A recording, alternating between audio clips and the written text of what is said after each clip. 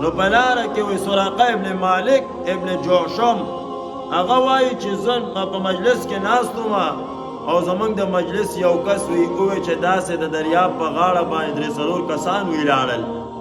وایي زه پوه شوم زما یقین مې راغی چې دا همدغه د رسول الله مبارک قافله ده. خو یې په خپله راویده جي وایي د لالچ په اختیار باندې وایي ما وی چې هسې نه چې بل څوک رانه ورشي او ګیر یې کړي رانه نو هغه خان به زمانه خطا کړي. وایي ما وی چې نه نه مړه هغه څه کوي دلته لیوني شوی دماغ هم خراب دي. بس خیر هغوی مې افرې تفرې کړه ما وی نشته. وایي کور ته غلی شان لاړم د مجلس نه او وینځې ته مې وی چې دا اس واله او د هغه ډېری شاته یې ودروه. نیزه مې ځان سره واخیسته او د کور په شا طرف باندې ووتم. ولاړم پټ په سر مې پټ کا او په اس باندې سور شوم او د رسول الله مبارک پسې ښه تیز روان شوم. وایي ځان